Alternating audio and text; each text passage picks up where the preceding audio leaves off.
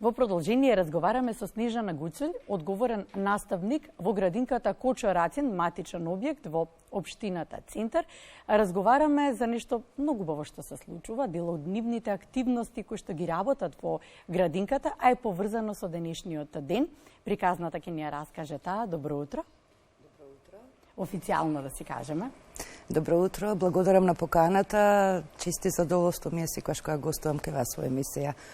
Не прв пат е дел од вашите активности социјалната инклузија.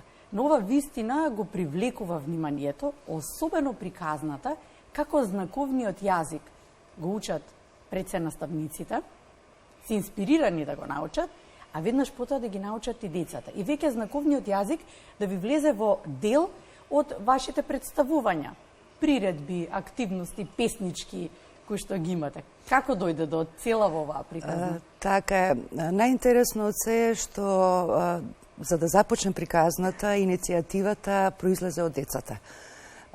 Тогаш кога децата ќе пројават интерес, успехот е неминовен.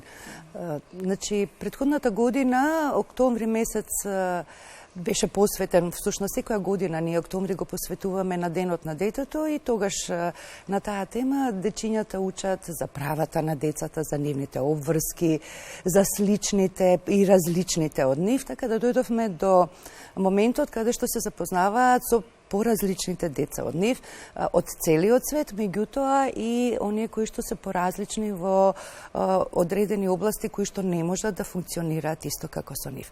Така да, они се запознаа со слепите лица, се запознаа со лицата со физички хендикеп и со глувите и наглувите и немите лица кои што не може да зборуваат.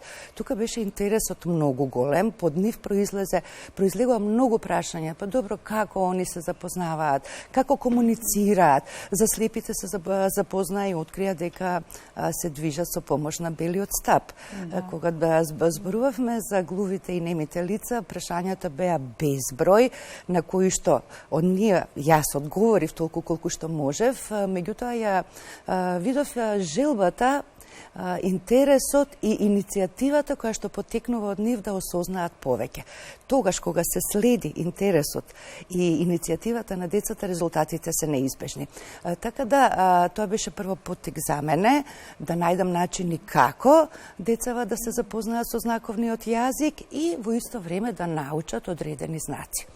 Така започнавме претходната година, цела година работевме на тоа, значи секој месец учевме нови зборови,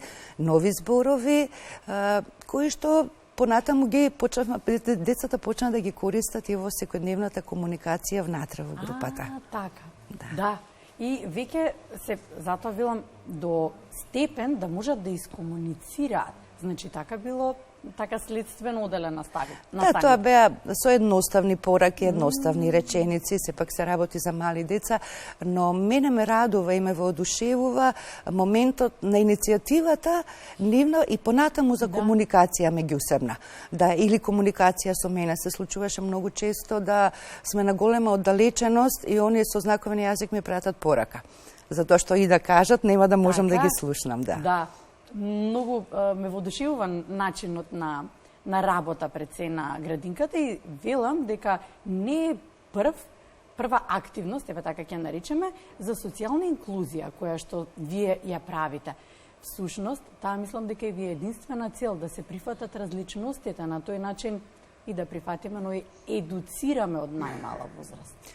Точно суптилната цел која што имавме и која што не е само применувајќи го и изучувајќи го македонскиот знаковен јазик, на секогаш постои имплементирање на социјална инклузија и прифаќање на различностите. Знаете како, кога на тоа се работи уште од мали нозе, кога децата го осознаваат тоа, го прифаќаат, стануваат свесни и отворени за прифаќање на поразличните од себе уште од мали нозе, веруваме дека кога ќе бидат возрастни личности, сето тоа ќе функционира многу убаво. Па се надеваме сите на едно подобро општество и всушност од мали нозе треба се тоа да почне. Првата, во контекст на првата порака која што ја испратија беше всушност сите сме еднакви. Сите така деца беше? се еднакви. Да, сите деца Тоа се беше еднакви. Првите зборови кои што ги научија и кои што со кои што формира реченица, ние нели целно направивме за да може да испратиме порака. До сите ја испративме, понатаму продолживме со други. И сега предизвикот во кој што вие влеговте пред се како наставници. Колку беше тешко, колку беше лесно пред се, а од една страна да го научите знаковниот јазик. Од друга страна, целата таа приказна е предизвик како да ја доближите до децата, како да ја, ќе речат, може би повозрастните, да ја продадете за полесно да се прифати и со таква желба и радост да продолжат и понатаму и да сакаат, но и другите наставници учат, така? Да, од оваа година ќе почнеме и останатите воспитувачки што се во градинка. Да, не знам како функционира во градинките воспитувачки. Ние сме воспитувачки, да.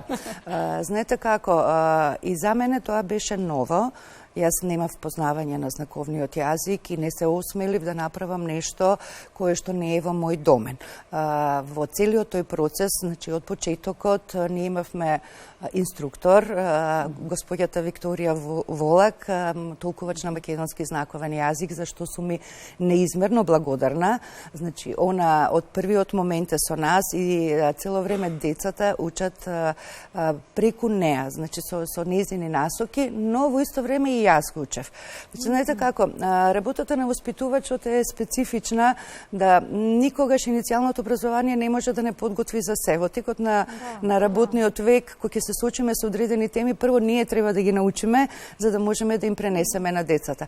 Така да, целиот тој процес течеше така што истовремено и децата и јас учев заедно со нив, што сега и нели останатите мои колешки ќе научат дел од македонскиот знаковен јазик. Тоа е може да се пренеси и на другите групи. Така, за да може и останатите дечиња да се запознаат. Поголеми, предпоставам, поголемите па да, работевме со деца кои што се од 5 до 6 години. Добро, Тие се веќе сега првачиња и задоволството и инспирацијата е тоа што, да, они веќе завршија со во градинка, пуштени се понатаму во образовниот процес и во понатамошните години во животот, ќе го носат секогаш тоа со себе, ќе бидат подготвени за прифаќање на различните од нив, ќе бидат подготвени и ако се соочат со некое дете или возрастна личност понатаму во животот која што не може да зборува или која што е глува, ќе успеат барем малку да искомуницираат со неа, а се надеваме дека некој ќе биде поттикнат да и подлабоко го изучува македонскиот знаковен јазик, па да стане нели понатаму и толкувач. Да, и да се пренесе, се разбира најважното. Кога велам дека не ви е прва активност која што ја работите во делот на социјалната инклузија, значи дека тоа е дел од вашите заложби со кои што се стремите во текот на работата, дел од вашата работа за која што посветувате малце поголемо внимание. И сега подготвувате нешто во рамки, споминавте октомври месецот како месецот посветен и недела нели на детето, која е всушност наредната недела. Како се одвиваат овие активности? Однапред се планираат и предпоставам дека голема работа, затоа што се работи со деца, дека доста време одзема. Значи, секоја година, октомври, како месец на детето, првата недела во октомври, недела на детето, нам ни е инспирација да ја работиме на таа тема. Октомври почеток на воспитно-образовната година и она како вовет, обично во септември дечињата ги посветуваме тематски да се запознаат со градинката, со другарството и така продолжуваме систематски. Значи, за децата како дел од целото општество, тие, значи, да се осознаат себе си како дел од општеството, да си ги осознаат нивните права, но не остануваме само на тоа, секогаш се врзуваме и со обврските. Да, тоа се работи кои што ние ги планираме, секогаш се тематски однапред испланирани и на кои што работиме, но успешноста и на постигнувањето на целите е секогаш да се не само нашиот план, додека се реализираат активности да се следат интересите на децата.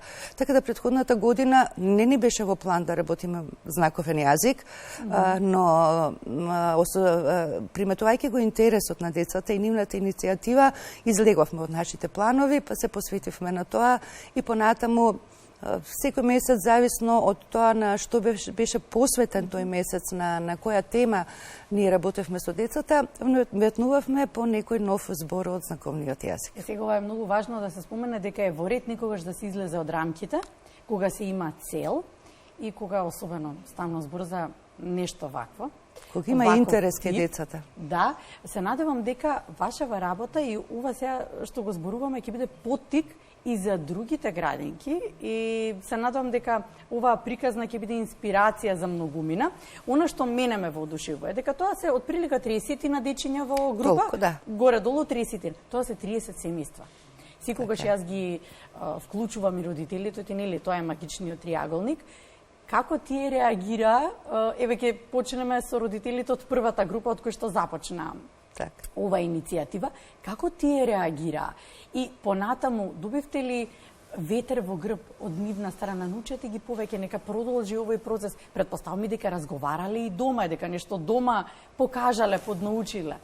Така, ние првата активност кога ја имавме и кога нам на гости ни дојде Викторија, не беше најавена, значи ја направивме активноста, децата запознаат доста зборчиња и официјално не ги информиравме родителите, оставивме да тоа го направат децата. Знаете како најубавото нешто кое е за родителот кога информацијата што се случува во градинка ќе ја добие од неговото дете. Беше многу интересно. Били изненадени многу. Да, прво дечињата беа воодушевени што побрзо да стигнат дома и да пренесат од тоа што научиле. Па да и ги поздрават родителите на знаковен јазик, да им кажат се што е. Така да веќе наредните денови повратно добивавме голема поддршка од родителите, добивавме и снимени видеа како децата дома исто пренале се што научиле. Ние имаме и доста писмени изјави од родителите од таа група кои што кажуваат дека навистина се воодушевени од пред се од идејата да нешто такво се случи, од тоа од нивното дете како зборува за сето тоа, пред се како зборува за поразличните од себе и како ги доживува нив. Така да повратната информација од родителите беше многу добра. Имавме информации дека и ние тоа во градинка го забележавме, дека веќе емпатичноста е поинаква кај нив. Тоа е тоа што сакам да го поставам како следно прашање, од неколку пати кажав, не ви е прва. Социјална инклузија, како дел од истата во која што градинката и застанува за социјалната инклузија, е тоа дека се случува често во дел од групите да има и дечиња кои што имаат други здравствени проблеми и гледате да ги представите како еднакви и во активностите можам да забележам години наназад дека има многу голем напредок за тие деца. Добро, кој е предизвикот со кој што се соочувате? Од една страна се тука дечињата кои што треба да ги прифатат различните. Различните треба да се научат да функционираат во друга средина. Родителите се тука и вие пред се како водич на кормилото. Така. Како функционира? Јас секогаш сум се воодушевувала на начинот на кој што функционирате. Сега верувам дека тоа навистина не е лесно и не дојдовме денеска и сите супер се пуштивме и си играат и супер. Навистина е голем предизвик. Верувајте дека е голем предизвик. Системот на предучилишно воспитание и образование е така поставен да во групите имаме воспитувач и негователка. Значи, воспитувачите се воспитувачи во нивното иницијално образование кои што го имаат, што го носат со себе од студиите.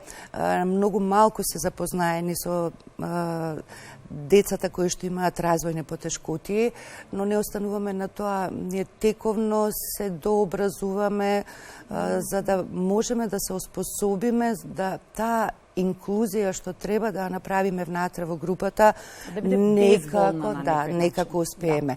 Да. Во исто време се работи, како што кажавте, на повеќе страни, значи потребно е да се работи со дечињата за да ги прифатат поинаквите, поразличните од нив, да се работи со децава кои што навистина имаат посебни специфични потреби, да се инклузираат во рамките на групата, но и со родителите кои што некојаш знаат и да реагираат, па зошто во групата кај моето дете треба да има такви деца.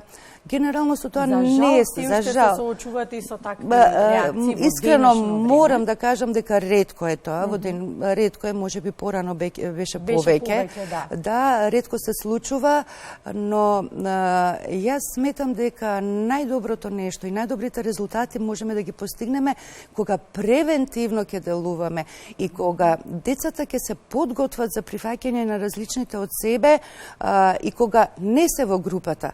Еве како што се случуваше со знаковниот јазик. Значи ние немаме во целата градинка ниту едно дете кое што има проблеми со говорот и со слухот, но работевме на тоа. Сите тие деца од таа група веќе се подготвени за прифаќање, за свесни се пред се дека постојат поинакви дечења и поинакви луѓе кои што имаат одредени потешкоти, и така да кога ќе дојде самиот момент во животов да се соочат, да се сретнат со такви личности, они ќе бидат подготвени. И нема тие кои што го имаат тој здравствен проблем, како што видовме во прилогот претходно, да набројуваат толку многу места и институции во кои што имаат проблем, не можат да се разберат, меѓу кои што за жал на прво место беа аптеките. Ајде ќе ги тргнеме настрана на банките и другите институции. Мислам, навистина е поразително такво нешто да се слушне, а еве подготвуваме од мали нозе генерации кои што ќе можат утре ден да потикнат и други, да принесат, да научат па полесно за основни потреби, за да може да се разбереме. Ќе кажам дека во рамки на недела на детето, другата недела ќе се представите, ќе настапувате како градинка? Да, во рамките на неделата на детето, нашата градинка, матичниот објект на градинката Кочо Рацин, ќе има настап во градскиот парк. Тоа е манифестација која што ја организира овој пат Општина Центар. Таму ќе се представат и училиштата и градинките, нели децава. Од деца за деца. Оно што научиле, ќе може да пренесат, да. Ние ќе настапуваме на 4 октомври нашата градинка. 4 групи од нашиот објект ќе имаат свој настап и ние воспитувачките имаме исто мал свој дел каде што имаме една драмска представа која што на отворено, театар на отворено ќе ја изведеме, баш на таа тема за правата на децата. Да, одлично е. Сакам да го заокружам разговорот со тоа што разговаравме кога се подготвувавме за интервјуто, колку всушност, еве нека биде тоа потек, колку всушност според дефектолозите знаковниот јазик е благотворен за дечињата. Знаете што, целиот овој процес во кој што децата го осознаваа, го учеа знаковниот јазик, финалниот резултат е тоа да они можат да се изразат на знаковен јазик, да состават реченица, да пратат порака, но не е само тоа. Значи, самиот процес на учење на знаковен јазик поттикнува и многу други развојни процеси. Значи, за да го научат децата, им треба, они вежбаат и развиваат голема концентрација, голема фокусираност. Во исто време се развиваат и моторичките движења на дланката. И сето тоа пак треба да биде синхронизирано, фокусирано, свесно, не е само да се движат рацете, него ли мора, нели тука е поврзаноста со мозокот, со речникот, затоа што не настојувавме додека се испраќаат, додека се зборува и додека се испраќаат пораки на знаковен јазик, во исто време и вербално се искажуваат. Така да, како и секогаш, имаме еден холистички пристап во било која активност да влијаеме на развојот на сите аспекти од личноста. Само ќе посакам на крајот да останете со оваа енергија, инспирација сте вистина.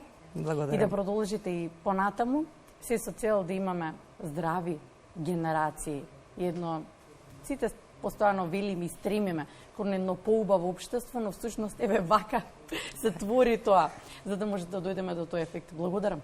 Ви благодарам и вам на поканата.